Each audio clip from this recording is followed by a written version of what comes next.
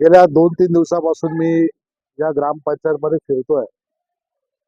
मी ज्या लोकांना, त्या माता भगिनींना भेट दिली, तेव्हा मला एकच गोष्ट प्रकर्षाने जाणवली, की निवडणुका आल्या, की नेते मंडळी भेटायला येतात.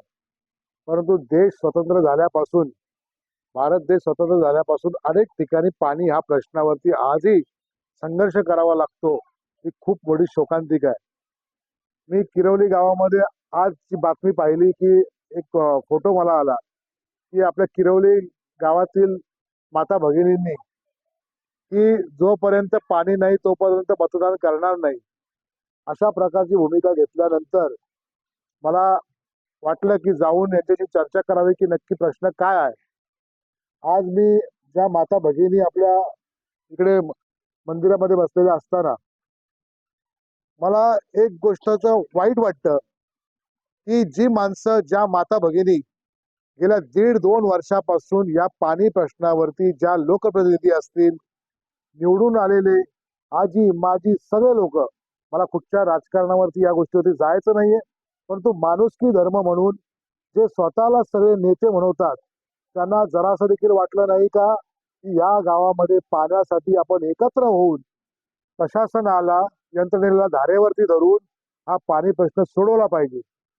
आज टेम्पररी कुठेतरी टँकर बाकीच्या गोष्टी हे लावून हा प्रश्न आयुष्याचा सुटणार नाही.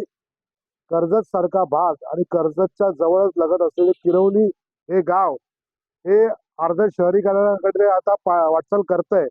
परंतु इतकी मोठी पाणी प्रश्नाची समस्या असताना इथे राहणारा मूळ रहिवासी किरवलीकरांना हा ऐरणीचा प्रश्न आहे, की मला आत्ता पाणी आहे, दुपारी पाणी आहे की नाही, संध्याकाळी पाणी आहे की नाही.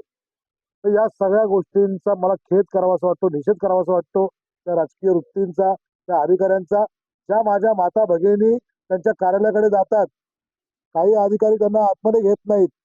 हा मुजोरपणा आहे.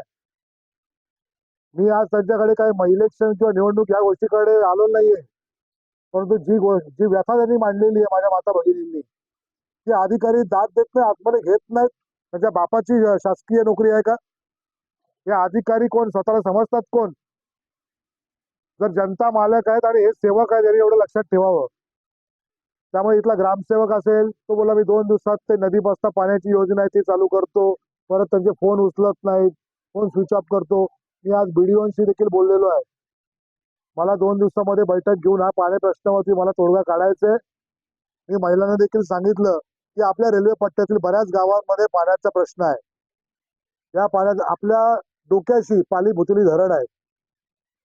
म्हणजे धरण उशाशी ना आपण उपाशी, धरण उशाशी ना आपण उपाशी, अशी अवस्था आपल्या इथे झालेली आहे.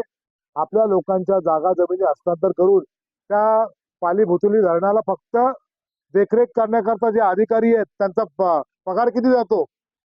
अभियंते, मुख्य अभियंते यांना फक्त धरण बघायला ठेवलंय का? ज्या व्यवस्था आहेत, पाणी पोहोचवण्या करणाऱ्या ज्या व्यवस्था आहेत, प्राधिकरण असेल आणि जलसंपदा असतील, या सगळ्या लोकांनी, तहसीलदारांनी विशेष करून या गोष्टीकडे लक्ष देणं गरजेचं आहे.